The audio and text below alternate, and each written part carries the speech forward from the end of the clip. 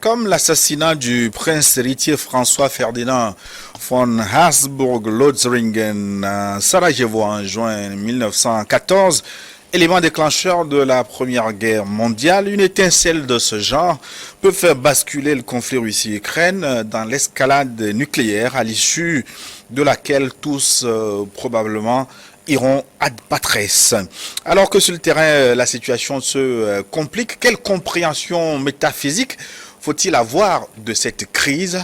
Nous interrogeons cette semaine un homme de connaissance, un instructeur spirituel, le métaphysicien Elmancio Godson est avec nous. Elmancio Godson, bonjour. Bonjour, bonjour, c'est un plaisir, hein, comme j'ai coutume de le dire, hein, et lorsque mon cher ami m'invite sur le plateau de New World TV, c'est un plaisir de me retrouver là, de partager ma petite lumière avec les gens qui le veulent bien, et je tiens surtout à dire que ce que nous faisons ici, ce n'est pas pour imposer des points de vue, mais c'est pour faire une démarche, suivre une démarche, réfléchir ensemble sur une thématique, sur des aspects de cette thématique et apporter de la réflexion à un ensemble de personnes qui se veulent encore intelligentes, qui veulent que les choses avancent positivement. Donc, une fois encore, merci à New World TV pour tout ce que vous faites déjà et également merci de m'avoir invité aujourd'hui. Merci, cher grand ami et grand maître Elmancio Godson. Godson, littéralement fils de Dieu. Êtes-vous un homme de Dieu?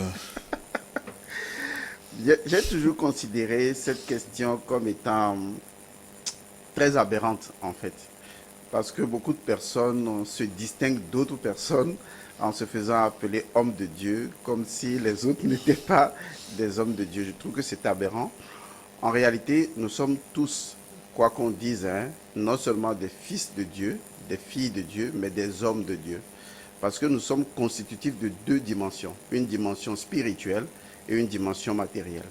Nous sommes donc un pont entre l'invisible et le visible. Et donc, naturellement, on peut dire que tout homme est potentiellement un homme spirituel. En fait, le mot homme, hein, dans son étymologie, dans sa compréhension dans l'Égypte antique, intègre forcément la dimension spirituelle. Il n'y a pas d'être humain qui n'ait pas de dimension spirituelle.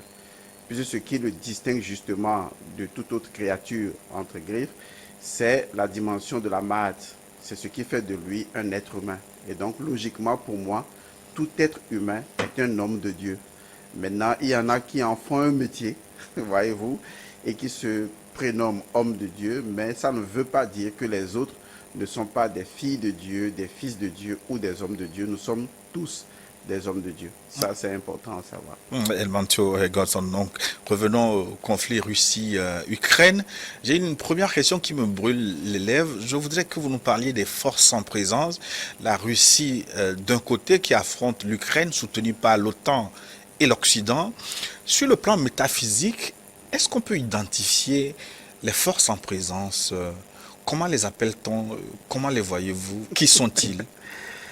Alors, pour que les personnes qui nous suivent nous comprennent très bien, parce que je viens souvent sur votre chaîne, il y en a qui estiment que ce que nous disons est très complexe. Donc, il nous faut décomplexifier, terrasser les connaissances pour que les gens nous comprennent. D'abord, qu'est-ce que nous faisons? La première étape, c'est la démarche. Notre démarche est purement métaphysique. Alors, qu'est-ce que la métaphysique? La métaphysique, c'est la trilogie qui parle de principes, lois et faits. Ça veut dire tout simplement que tout ce qui est factuel est l'énoncé matériel physique d'une loi, c'est-à-dire d'une récurrence qui lui maintient sa forme et laquelle loi est adossée naturellement à un Un principe principe. premier. Le principe premier, c'est tout simplement la chose sans laquelle la chose n'est pas la chose, ou la chose par laquelle la chose est la chose. Il s'agit de l'en-soi de la chose. Et la loi, c'est la combinatoire ou le dispositif récurrent par lequel ou laquelle, ça dépend, la chose arrive à créer une matérialité. On est d'accord. Donc ces trois éléments constituent ce que nous appelons la démarche métaphysique. Donc quand nous approchons un phénomène, nous cherchons toujours à voir de ce phénomène quelle est la récurrence, quelle est l'énergie de récurrence que nous appelons la loi, et au-delà, quel est ce principe premier? Parce qu'il y a une chose en métaphysique, il y a une loi universelle en métaphysique qui dit « rien ne se produit sans la loi ». Ça veut dire que tout ce qui se produit forcément par une loi. Rien ne peut se produire sans une loi. Et la chose qui se produit selon sa loi. Donc notre démarche, qui est scientifique d'ailleurs, c'est d'aller au-delà de la chose dans sa forme physique et de comprendre la loi qui a produit la chose et ensuite de retrouver son principe et de l'expliquer. Donc ici, nous ne faisons pas dans de l'opinion, nous faisons dans une démarche scientifique. Qu'est-ce qui motive cette démarche? C'est tout simplement la recherche de la vérité. La vérité est différente de la logique et du raisonnement. La logique et le raisonnement sont juste des modes ou des moyens de penser. Mais une chose logique n'est pas forcément vraie. Et elle n'est même pas appelée à être vraie. Puisque le but de la logique, ce n'est pas de dire qu'elle est vraie. C'est de montrer une démarche vers quelque chose. Donc je peux faire une logique dans du barbarisme, je peux faire une logique dans de l'adultère, je peux faire une logique dans le mensonge, je peux faire une logique dans la dictature, mais ça demeurera de la logique que les gens vont accepter et soutenir. C'est ce qui fait que des fois on se demande, mais comment certaines personnes qui voient certaines choses logiques peuvent ne pas accepter que c'est la vérité. Alors que la logique n'est pas la vérité, c'est une simple démarche. Il faut comprendre cela. Donc pour nous en métaphysique, la logique ne sera jamais la vérité, c'est une démarche, mais qui part de ce principe premier pour énoncer un fait et justifier le fait. Parce que vous m'avez posé la question de savoir quelles sont les forces en présence. Moi, j'entends par force, en tant que métaphysicien, j'entends les principes premiers en présence. Alors, pour revenir à la question, bon, qu'on parle de guerre, qu'on parle d'invasion, qu'on parle d'opération, tout dépend du point de vue de chacun. Mais ce n'est pas l'important du sujet. Ce qui nous intéresse, ce qui m'intéresse particulièrement, c'est de remarquer trois choses. La première chose, c'est ce que j'ai appelé l'effet Ukraine, puisque vous me parlez des forces en présence. Absolument. J'appelle cela l'effet Ukraine. Mais je l'explique. L'effet Ukraine, pour moi, c'est ce que j'ai dénommé la dictature de la démocratie. C'est ça pour moi l'effet Ukraine. L'effet Ukraine ou la dictature de la démocratie. La deuxième chose que j'ai remarqué, je l'ai appelé l'effet Poutine, ou la signification, disons, de la guerre Russie-Ukraine pour les peuples africains. Et troisièmement, je l'ai appelé l'effet Mali, ou tout simplement la trahison. Donc, quand on me parle des forces en présence... Ça fait 3 titres de 3 beaux livres. Oui, 3 titres pour 3 beaux livres. Bon, merci pour l'idée. Peut-être qu'on va y penser. Je vois vraiment ces 3 éléments.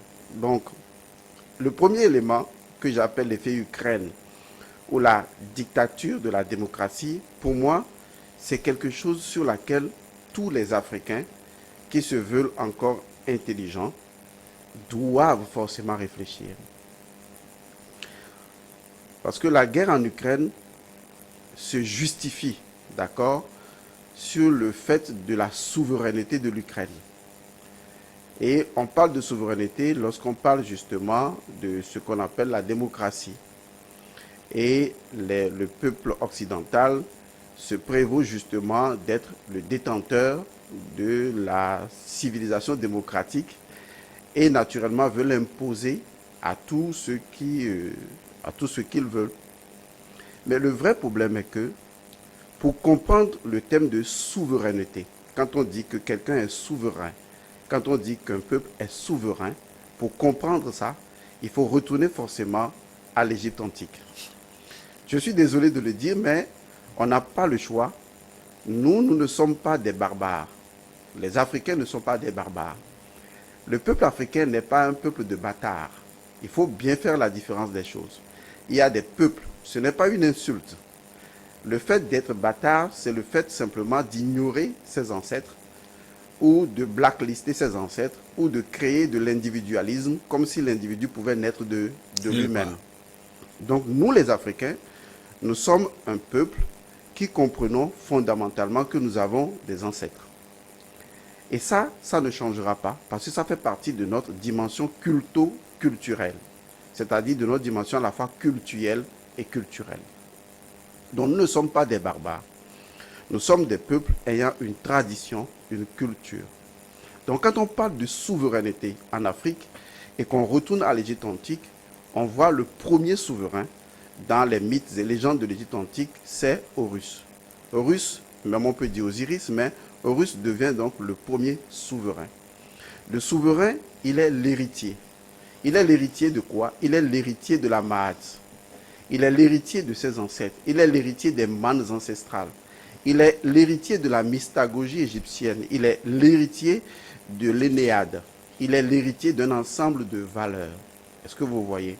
Donc il est important pour nous qu'on ne peut jamais dissocier la souveraineté d'un peuple de sa dimension spirituelle.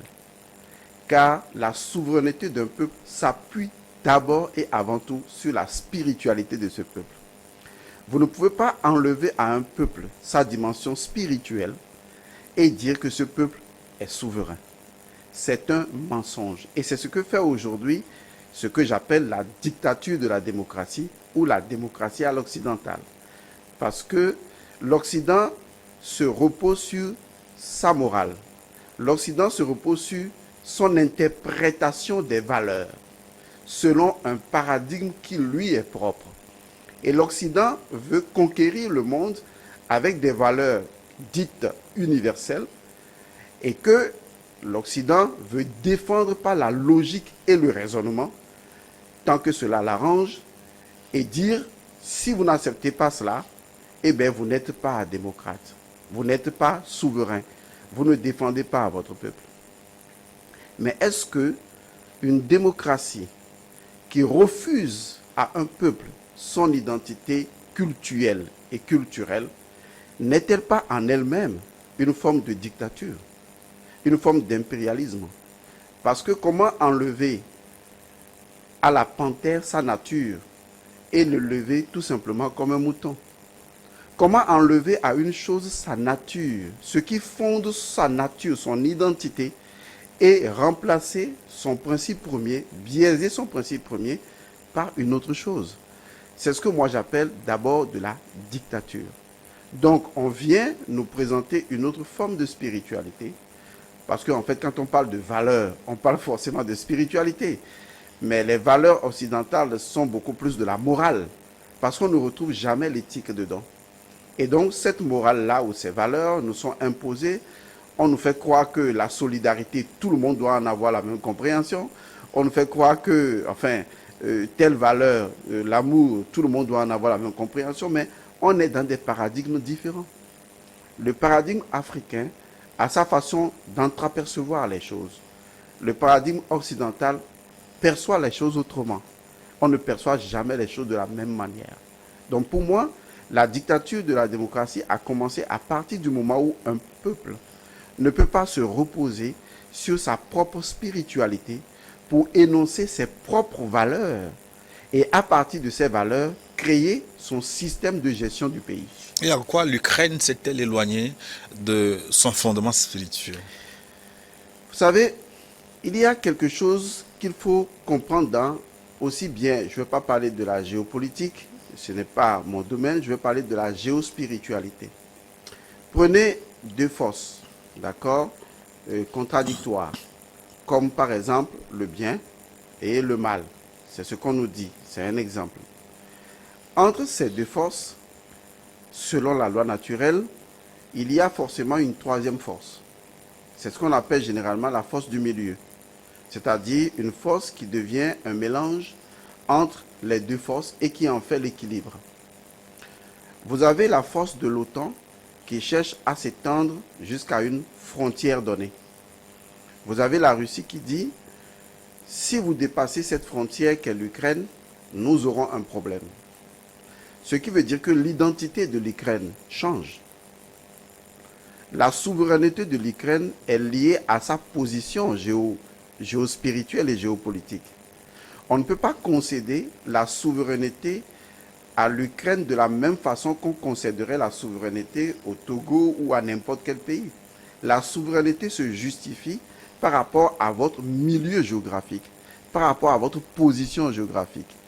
Et ça existe même dans les lois dites occidentales. Quand vous avez un mari et une femme qui ne s'entendent pas et quand les deux se voient, c'est la gifle et la bagarre d'un côté, ben, qu'est-ce que la loi occidentale dit? On dit une distance de sécurité. C'est le minimum.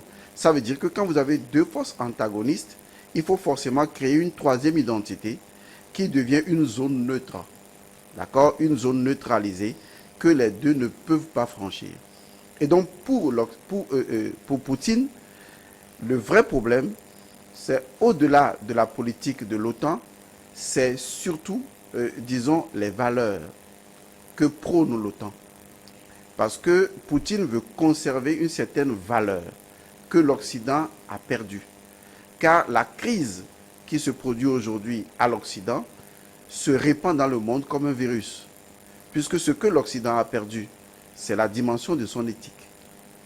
La dimension de l'éthique qui est incapable de revaloriser sa morale. Souvent, les gens confondent les deux. L'éthique, c'est quoi? C'est la perception du sacré. C'est la compréhension de la relation sacrale entre les choses. Je comprends que ceci est sacré parce que j'ai ce que l'Africain a, je le dis tout de suite, c'est le langage intuitif des choses. Ne me justifie pas que de façon logique, tu es amené à faire ça, alors que fondamentalement, tu sais que ce n'est pas bien à faire. L'Occident peut justifier cela et le faire. Mais chez nous, l'Africain, nous avons une compréhension intuitive des choses et nous savons que ceci est bien, ceci n'est pas bien. On ne l'enseigne pas. Mais l'Occident peut justifier de commettre le meurtre à partir d'une logique basée sur une morale qui lui est propre. Et donc, l'Occident est sorti en réalité de l'éthique. Les choses sacrées n'existent plus. La communication avec le sacré n'existe plus. Il y a une rupture avec le sacré. Or, Poutine est en face non seulement de ces valeurs-là, parce que quand on parle de démocratie, on parle de valeurs en fait. Poutine est en face de ces valeurs et se dit, vos valeurs ne me conviennent pas. C'est d'ailleurs la raison pour laquelle, justement, je souhaiterais qu'il y ait une frontière neutre, une neutralité entre nous. Et c'est tout à fait normal.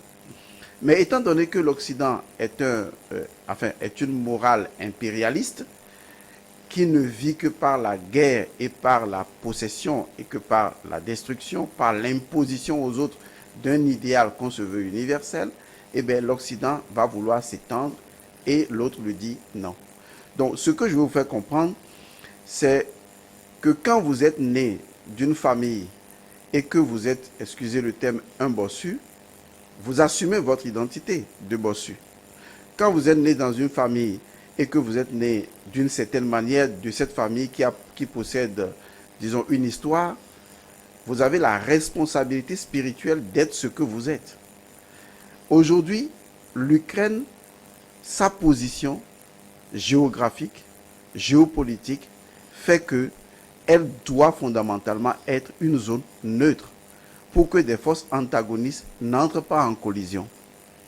Mais l'Occident ne veut pas ça. L'Occident souhaite que l'Ukraine entre. Or, ce n'est pas l'identité de l'Ukraine. Donc, la souveraineté est liée à l'identité intrinsèque d'un peuple. Prenons par exemple l'Afrique. L'identité de l'Afrique est liée à sa spiritualité. Il n'y a pas d'identité pour l'Africain en dehors de sa spiritualité. Parce que l'Africain a un cerveau qui perçoit d'abord le sacré des choses avant de percevoir toute autre dimension d'une chose. Mais si l'Africain sort de son identité, qui est donc associée à sa terre, la perception de la réalité spirituelle des choses, eh bien l'Africain se perd et ne se retrouve pas. Et c'est ce qui se passe aujourd'hui que j'appelle la dictature de la démocratie. On veut démontrer que c'est de la démocratie qu'on veut faire en Ukraine et par conséquent, on veut imposer des valeurs et que les autres doivent forcément suivre. C'est ça l'erreur de l'Occident. Et Vladimir Poutine a clairement indiqué les raisons pour lesquelles il est en guerre. Il a évoqué également des raisons, comment on dit, il estime que c'est une guerre de civilisation contre certaines valeurs occidentales. Il a énormément parlé de l'homosexualité. Sur ce plan-là, est-ce qu'on peut dire que l'identité spirituelle de Poutine est proche de l'identité africaine? Bon, je ne vais pas le dire.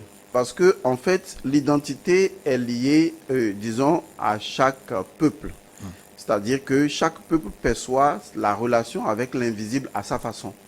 Et déjà que Poutine ne se trouve pas dans notre dimension géographique ou géospirituelle, par conséquent, on ne peut même pas dire que nous avons la même compréhension des choses. Je pourrais dire que au sein même de l'Occident, si je classe même Poutine parmi les Occidentaux, ou parmi l'Europe, ou ce que vous voulez, je dis que l'Occident est arrivé à ce que j'appelle un séisme dans son paradigme. C'est-à-dire que l'Occident est arrivé à un séisme, disons, un conflit dans son propre paradigme. Parce que quand vous poussez trop loin le bouchon en matière d'autorisation ou de méprise du sacré, voilà, de méprise du sacré, c'est-à-dire quoi? Il faut que je l'explique. Les choses ont une identité qui leur sont propres, d'ordre naturel. On appelle ça l'ordre naturel des choses, avant que vous ne les utilisiez. Étant donné que nous n'avons pas créé les choses qui sont avec nous, ça veut dire que les choses procèdent de leur propre identité première. Et donc, lorsque je prends un manguier, j'obtiens de la mangue. Lorsque je prends un papaye, j'obtiens de la papaye. Donc, lorsque je prends certaines choses dans la nature, elles sont en relation avec leur principe premier. Par contre, l'Occident ne recherche pas, disons, l'ordre naturel des choses. L'Occident veut imposer sa compréhension du monde, même aux choses de la nature. Et donc, l'Occident est prêt à créer un peu son univers, son monde à lui, en se disant, voici le vrai monde, même si ce monde déséquilibre la nature. Alors, à partir de ce moment, il y a un conflit au niveau même de la pensée occidentale, au niveau même du paradigme occidental, et c'est ce conflit que moi je vois que Poutine est en train de faire ressortir. C'est-à-dire que l'Occident a poussé un peu le bouchon trop loin en acceptant certaines choses qui sont naturellement inacceptables, sans demander est-ce que c'est en équilibre avec la nature. L'Occident ne pose pas cette question parce que l'Occident ne recherche pas un équilibre avec la nature. L'Occident recherche sa propre logique, son impérialisme, jusqu'à ce que ça crache.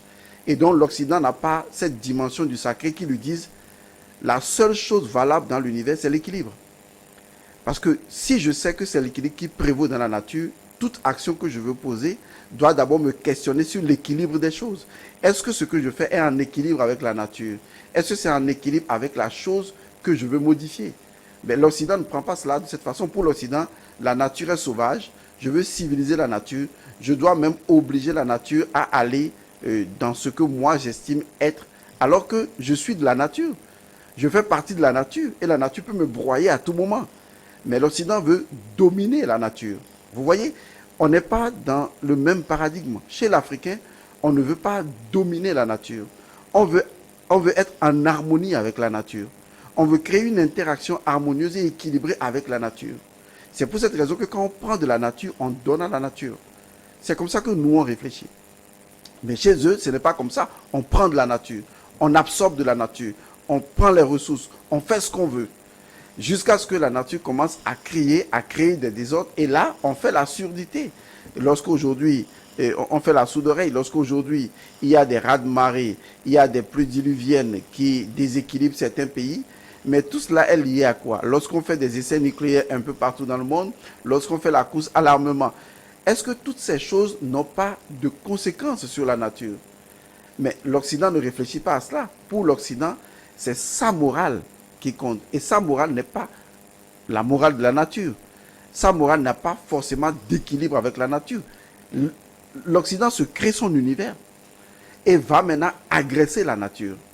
Pour l'Africain, ce n'est pas de cette façon qu'on perçoit les choses. Donc, je me dis que quelque part, au sein de la pensée même de l'Europe, il y a quelqu'un comme Poutine C'est une façon de penser la chose qui se dit non, il faut donner une limite aux choses parce qu'on ne peut pas aller beaucoup plus loin que ça. Et donc je crois Poutine que c'est bon. est-il l'énergie réparatrice de l'Occident en perdition? Bon, je ne vais pas le dire, mais ce que je vais vous dire et qui est clair chez les métaphysiciens, c'est que lorsque la nature sent un déséquilibre quelque part, elle crée automatiquement un équilibre ailleurs. Les gens comme Adolf Hitler ont été l'équilibre à leur époque de certaines forces qui étaient un peu trop en désaccord. Parce qu'à un moment donné, les notions du bien et du mal chez nous humains ne sont pas les mêmes chez la nature. Est-ce que vous voyez? Dans la nature, le concept du bien et du mal n'existe pas. Dans la nature, il y a l'équilibre. Est-ce que vous voyez? Donc, le jour où la nature estime qu'il y a déséquilibre, le déséquilibre là lui-même va créer quelque chose qui naturellement va ramener un équilibre. Vous ou nous les humains, on va estimer que c'est une maladie, c'est un tremblement de terre, c'est mauvais, ce n'est pas bien. Mais alors qu'en c'est une guerre, ça dépend. Mais alors qu'en réalité, au fond, c'est la nature qui crée son équilibre. La nature peut créer un Adolf Hitler. La nature peut créer n'importe qui. L'essentiel, c'est de retrouver son état d'équilibre. C'est pour cette raison que nos ancêtres pensaient avec la nature. Pas contre la nature. Pas dans l'idée de dominer la nature. On écoute la nature.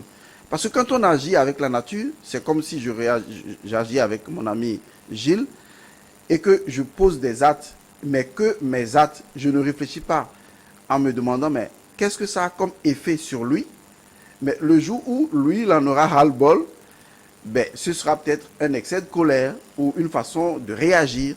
Et c'est ce que la nature fait. À un moment donné, la nature qui anticipe déjà sur notre entêtement commence déjà à préparer le terrain en amenant d'autres personnes qui vont se liguer contre nous. Et un jour, une guerre sera toujours mal vue pour nous les humains, mais pour la nature, ce sera un moyen de créer un équilibre. Donc il faut se poser la question de savoir, quand nous agissons, est-ce que nous agissons en dehors de la nature ou à l'intérieur de la nature? Est-ce que nous tenons compte de l'équilibre que nous devons nécessairement avoir avec la nature? Mais si cet équilibre-là n'existe pas, la nature va se retourner contre nous. Un autre exemple pour finir. Aujourd'hui, vous allez voir que la politique française est rejetée un peu partout en Afrique. Ce n'est que le début d'un raz-de-marée qui va se généraliser. Pourquoi? Parce que la France a coupé le pont avec le passé de l'Afrique. C'est comme si la France, à un moment donné, s'est dit, oui, il y a eu des tirailleurs sénégalais ou tout ça, on a pratiqué la traite des Noirs, on s'en fout, maintenant faisons table rase, on continue. La France oublie que la nature n'oublie pas. Vous voyez? La France oublie que la nature n'oublie pas. Et donc la France n'a pas pris en compte tout ce que les Africains ont subi et ont continué de subir pendant des siècles. Et la France est restée toujours dans sa politique. Et du coup, qu'est-ce qui va se passer? Il y aura une réponse, une action, des conséquences, une action, un effet. La nature va réagir à un moment donné. Lorsque la nature va atteindre son ras-le-bol, la nature va produire des gens, comme les jeunes, comme les panafricains, comme des personnes, quel que soit ce que cela leur coûte, qui vont se rebeller et qui, à un moment donné, vont se soulever et atteindre la masse critique de personnes.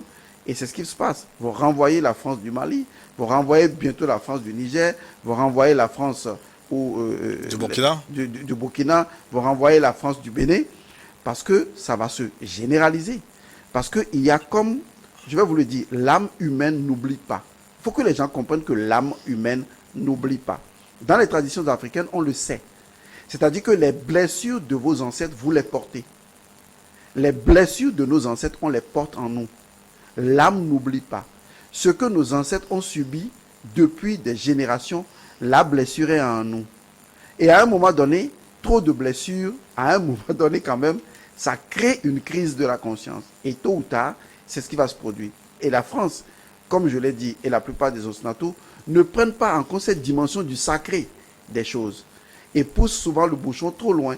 Et donc, à un moment donné, ne comprennent pas pourquoi les Africains se sont soulevés. Il y a des présidents comme Jacques Chirac qui, à un moment donné, ont reconnu avoir exploité les Africains, ont reconnu avoir soutenu des dictatures, ont reconnu la main de la France derrière ce qui s'est passé au Rwanda.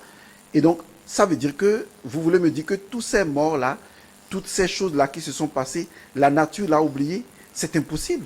La nature n'oublie pas. Et donc, à un moment donné, la nature est obligée, pour ramener l'équilibre, de créer des entités qui vont devoir se rebeller contre cet état de choses. Je ne veux pas utiliser le mot vengeance, mais c'est tout comme si. Et à un moment donné, eh bien, des âmes vengeuses vont se soulever à travers des corps, d'autres formes de corps, et vont naturellement commencer à agir. Donc, pour revenir enfin à ce que je disais, dans la dictature, pour finir cette partie, la dictature de la démocratie, pour moi, la démocratie, c'est un ensemble de valeurs. Cet ensemble de valeurs doit être porté par le peuple lui-même dans sa dimension culturelle et culturelle.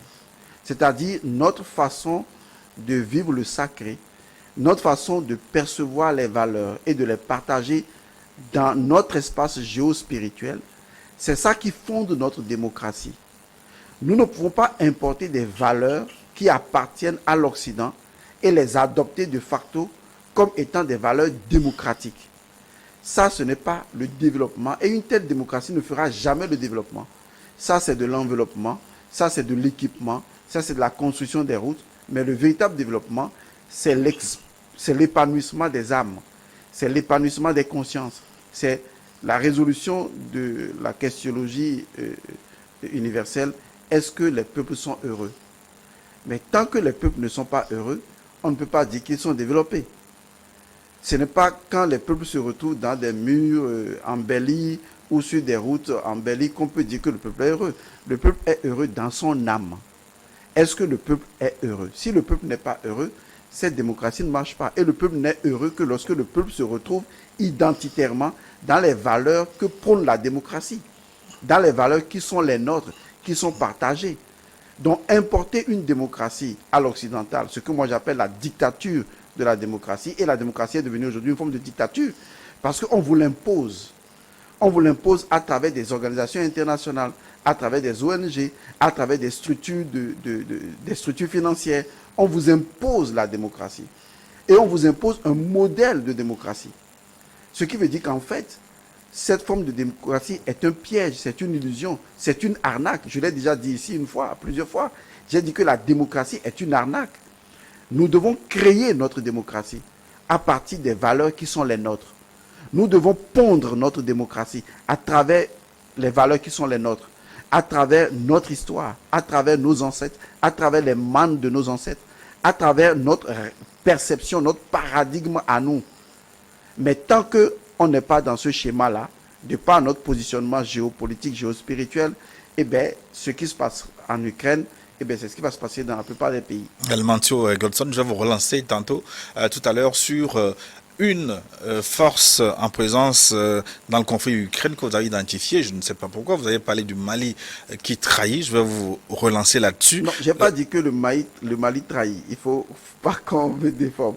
J'ai dit l'effet Mali ou la trahison. L'effet Mali ou la trahison. J'ai parlé de trois effets. J'ai parlé de l'effet Ukraine ou la Poutine, dictature de la démocratie. Voilà, l'effet Poutine ou la signification de la guerre Russie-Ukraine pour nous les Africains. Et troisièmement, justement, j'ai parlé de l'effet Mali ou la trahison. On va donc revenir sur cette dernière force en présence. Le temps de rappeler aux téléspectateurs qu'ils peuvent, comme d'habitude, participer à ce forum en nous écrivant le contact plus 228 96 46 10 31 96 46 10 31, procédé de l'indicatif plus 228.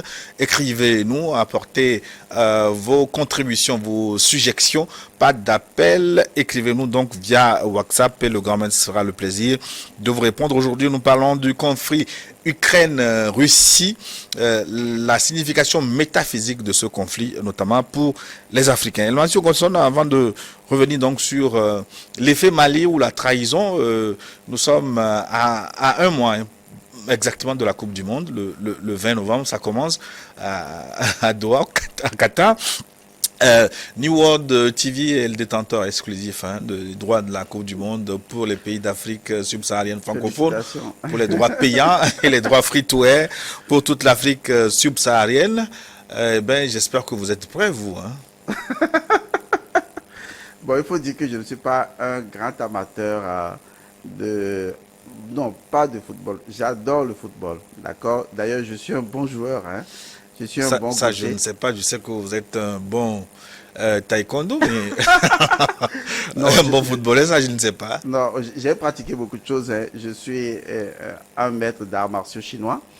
Donc, je suis un troisième niveau de ceinture noire.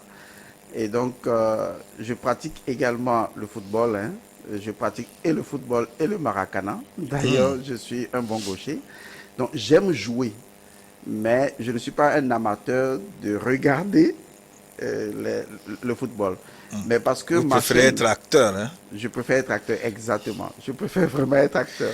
Parce que j'ai remarqué que quand on est spectateur, on critique beaucoup les joueurs. On ne sait vraiment pas ce qui se passe sur le terrain, ce n'est pas aisé. Et Donc, je préfère jouer, mais je voudrais d'abord féliciter Neo TV, hein, parce que vous faites beaucoup de chemin, vous faites des efforts, et je crois que vous méritez de pouvoir, ne serait-ce que nous diffuser ces matchs. Je voudrais également dire qu'à cause de vous, je vais me faire le plaisir de regarder alors. merci. Pour ma chaîne en fait. Et pour achever ma trahison, je peux dire aux téléspectateurs que vous êtes un très bon chanteur aussi, hein, vous aimez chanter. Donc, on parlait de... C'est pas gentil ça. Moi, je pensais que vous vous appliquiez pour nous faire une démonstration de chanson. Surtout pas. Pardon, surtout pas. Je rappelle donc plus 228 96 46 10 31. Rejoignez-nous. Donc maintenant, je passe la parole au grand maître pour nous expliquer l'effet Mali ou la trahison. Oui, je vais préciser quelque chose sur l'effet Poutine. Oui, Ou la signification de la guerre ici ukraine pour les Africains. Exactement, pour les Africains. Je pense que les Africains doivent prendre aujourd'hui conscience d'une chose qui se produit. Nous sommes à l'ère du Verseau. Et à l'ère du Verseau, les choses changent complètement. Et la guerre Russie-Ukraine pose, disons, quelque chose d'extraordinaire pour l'Afrique. Parce que l'Afrique vivait dans un schéma binaire. Il faut bien comprendre ça. L'Afrique vivait et a toujours vécu dans un schéma binaire. C'est ce schéma qui a fait que nous avons envoyé des milliers, des centaines de milliers d'Africains combattre pour la soi-disant métropole à l'époque. Parce que pour nous, il y avait une force du bien contre une force du mal. Et l'Occident a vendu cela. L'Occident l'a vendu parce que ça fait partie du schéma occidental, qui est l'impérialisme, dont le principe premier est diviser pour régner. C'est le principe de l'Occident. C'est lié à leur ancestralité. Les ancêtres des Occidentaux, leur principe premier, c'est ça. Ils ne fonctionnent que dans diviser pour régner. Les Américains ne feront pas autrement, puisque les Américains, c'était des anciens Européens. Donc, ils ne feront pas autrement. C'est pareil. Dans leur identité, c'est diviser pour régner. La balkanisation de l'Afrique fait partie de ce schéma. C'est leur nature. Quand ils arrivent quelque part, il faut diviser pour régner. Quand ils arrivent au Mali, il faut faire le double jeu, c'est-à-dire être avec les djihadistes et être avec le pouvoir authentique, diviser pour régner. C'est comme ça qu'ils fonctionnent. Parce que l'idée, c'est de mettre en place une forme de guerre de basse pression.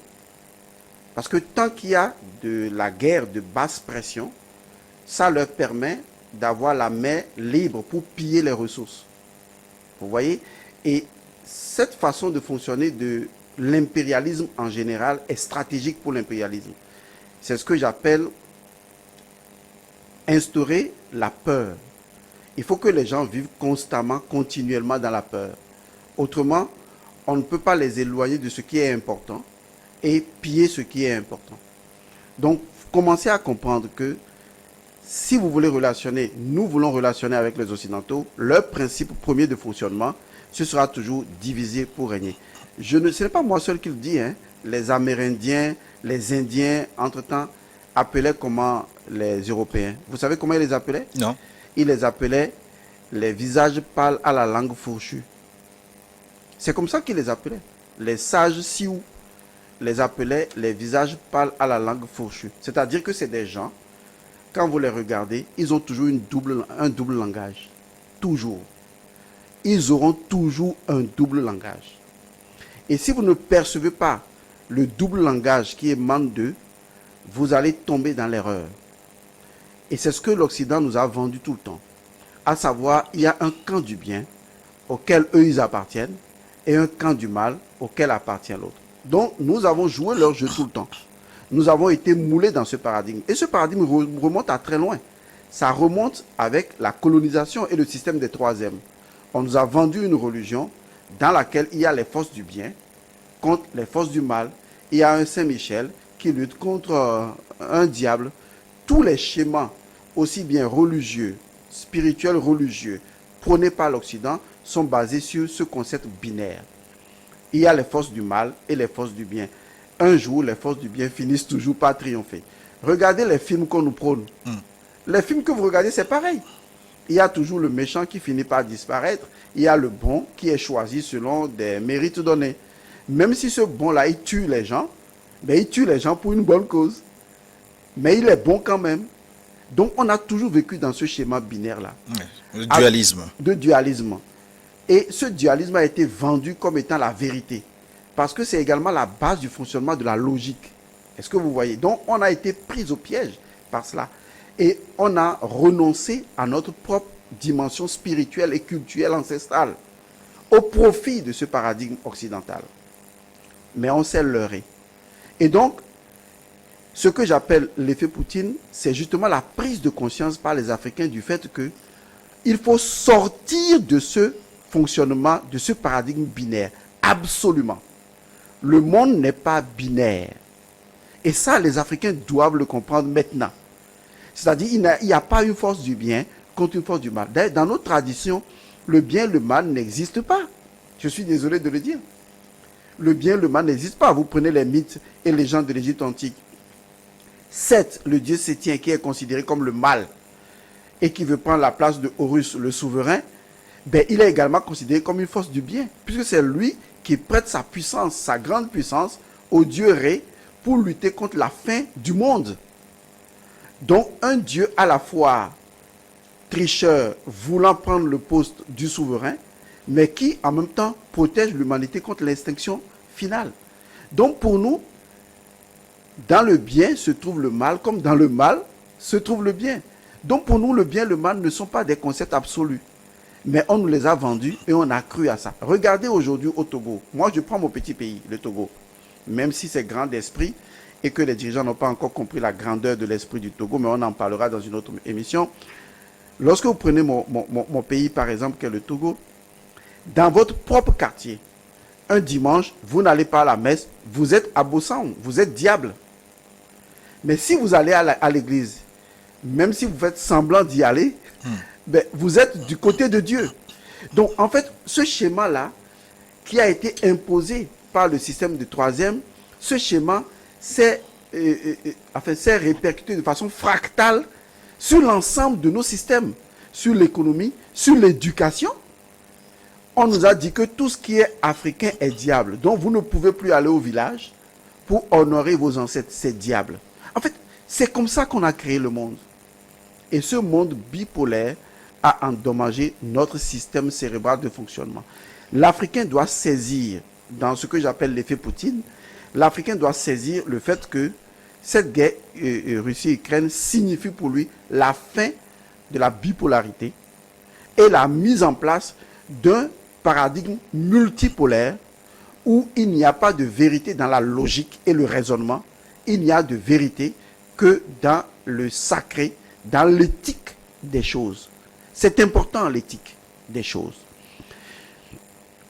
On ne peut pas bombarder l'Irak, d'accord, et nous dire après, pourquoi est-ce que vous agressez l'Ukraine? Est-ce que vous voyez? Les Américains n'ont jamais payé pour la guerre en Irak. Parce que pour eux, c'était une intervention civilisatrice, même si c'était fait sur fond de mensonges. Donc, cette politique de 2 poids 2 mesures, ça ne passe plus. Et l'Africain doit dire non. Parce que d'ailleurs, le mental africain est un mental multipolaire. C'est comme ça que nous avons évolué dans notre peuple. Parce que nous avons un mental circulaire, un mental multipolaire. Et donc nous devons arrêter de penser que oui, notre relation doit être uniquement avec la France, ou uniquement avec la Russie, ou uniquement avec les États-Unis. Non, on doit avoir des relations avec tout le monde et admettre la philosophie de tout le monde sans pour autant renoncer à notre identité au profit des autres identités. Et donc ça, pour moi, c'est capital, c'est essentiel. Si on ne le fait pas, eh bien, on retournera toujours à la déchéance. Donc, la question à se poser aujourd'hui est de savoir, dans tout ça, où se trouve notre identité en tant qu'Africain. Dans l'effet Poutine, moi je dis, où est notre identité en tant qu'Africain? Quelle est notre identité fondamentale? Où se trouve notre paradigme à nous? Parce que si nous ne définissons pas, et nous ne redéfinissons pas de façon claire pour l'éducation de notre peuple, qu'est-ce que notre paradigme est, de façon fondamentale dans son êtreté, alors nous sommes foutus. Parce qu'après, on sera colonisé par la Russie, on sera colonisé par la Chine, on sera colonisé par INS, par la Mongolie bientôt, ou par je ne sais quel pays encore. Mais quand on retrouve son identité fondamentale, quelles que soient les relations ou les échanges qu'on a avec les autres pays, on est concentré sur qui on n'est jamais égaré, on n'est jamais perdu. Donc je pense que les leaders africains doivent aujourd'hui se réunir pour dire, si on parle de Afrique, c'est quoi le paradigme de l'Africain? Et à partir de là, initier une éducation, une formation qui aide les peuples à dire, voilà ce que c'est qu'un Africain, voilà son système de valeurs, voilà son système de réflexion, voilà comment il appréhende le monde. Voilà comment, parce que sinon aujourd'hui, à travers les films, on est colonisé. Vous allez voir une jeune fille qui met au monde un enfant et qui donne à sa fille le nom de Stratachela. Ça veut dire quoi? J'ai vu ça à la télé. Pourquoi tu as donné ça à ton enfant? Parce que c'est joli à prononcer. Ça veut dire qu'en fait, toi-même, tu n'existes pas en tant qu'être de fond. Et tu peux donner n'importe quel nom à ton enfant. Parce que tu l'as vu dans un film qui n'est même pas un film africain. Et dont le nom ne signifie rien pour toi. Parce que c'est joli à mettre. Oui, Stratachela. Donc c'est justement ça le problème. Donc nous avons un vrai problème d'identité. Oui. Mali, enfin, l'effet trahison, on va reparler de ça dans la seconde partie, de même que les questions des téléspectateurs que nous allons relayer. Mais tout de suite, nous allons marquer une pause pour suivre une nouvelle édition du journal. On se retrouve dans une dizaine de minutes.